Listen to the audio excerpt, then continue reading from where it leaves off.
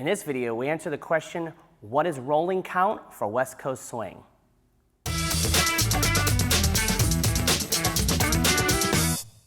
What's up, gang? Brian B. and Miss Megan, and we're discussing what is rolling count for West Coast Swing.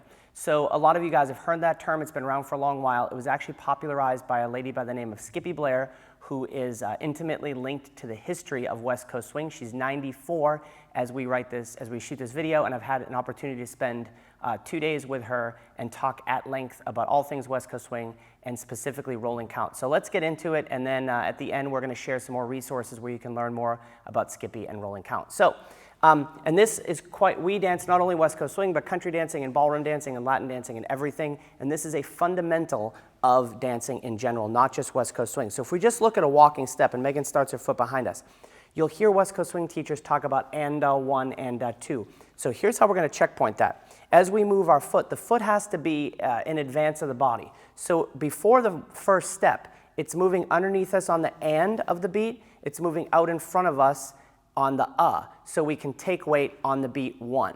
Then we're moving and two and three and four. So if we do this in reverse, my foot stays back, Megan goes back. We move it underneath us on and, out in front of us one and two and three and four. So the checkpoint of and basically means that we're moving our foot underneath us on the and then in advance of our body on the so when the beat comes, we can strike our foot and take weight, right? And it doesn't matter whether I'm moving forward, back, left, or right, but if I think of it's not necessarily a musical thing, but if I think of the action of my foot. Now, those of us who dance different dances, if we dance, let's say, cha-cha, actually, let's go this way, right? The same thing, even though we're going to do a walk in cha-cha, the action, if you were to take a high-level Latin dancer and break down, even though they look like they're landing straight on the foot, and you break this down slowly, you'll see a leg action that allows the foot to move underneath on the and, out in front of the so the weight change becomes clear, right? So it doesn't matter West Coast Swing, Latin dancing, even if this was waltz, Megan and I were dancing waltz, the free foot would move underneath for and, it would move out in front of us for and then we'd be able to move our weight effectively together, right? And especially in a waltz scenario, and I know this is off topic for West Coast Swing, but the body motion of running into our partner, so our leg action has to be timed on and so that we can move effectively through the foot. And if one of us doesn't do that, if Megan doesn't do that, I'm going to run into her, and that's going to happen. Or if she moves the foot and gets prepared for me and I just move on top, I'm going to feel like I'm falling. So just fundamentally, we'll go backwards first. Practice this in your brain. And one, and two, and three, and four. And if we take the right foot behind us and go forward, it's and one, and two, and three, and four. So it's really rolling count for West Coast Swing is a leg action. It's really fundamental to how we move.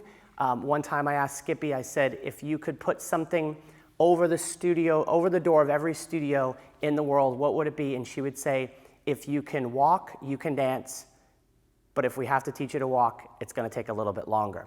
And kind of what she was getting at is, if I have a natural swinging action of my leg to prepare my body to be transferred onto that foot, then I'm going to feel very natural. But sometimes what happens in dancing is we start to think so much, and then we kind of leave out the leg action rather than a clearer leg action that's continual and that's continuous and smooth. And then if we get like a philosophical and artistic, the question just becomes, if we go back here, the question becomes, those foot's back, right? The question becomes, once I've done the and how do I want to deliver that weight?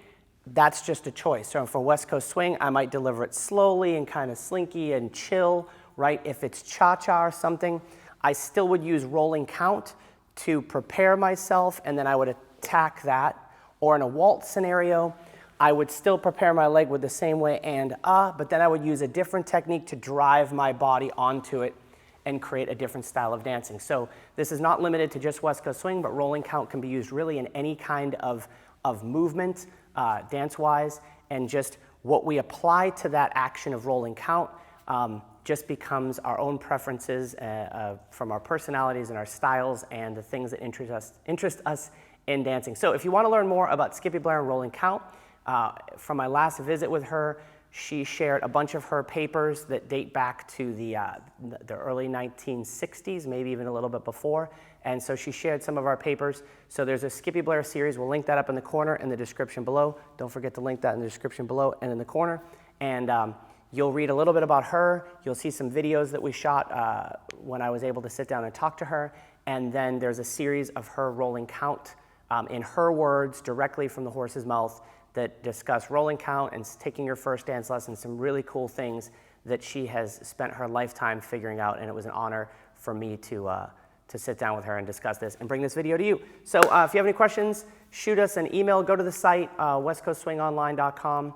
Again, we'll link Skippy Blair's series up with her rolling count. Let me just say this is a little off topic. Skippy has what in our world today, West Coast Swing Online has a blog, but back before blogs, Skippy would just write these things down on a piece of paper. So she has a huge cabinet of all this information, and we were lucky that she shared some of us with us, and it actually became a blog in 2018 as we speak. But it's her life's work, and I'm happy to share it with you guys. Thanks, gang, and we'll see you again real soon.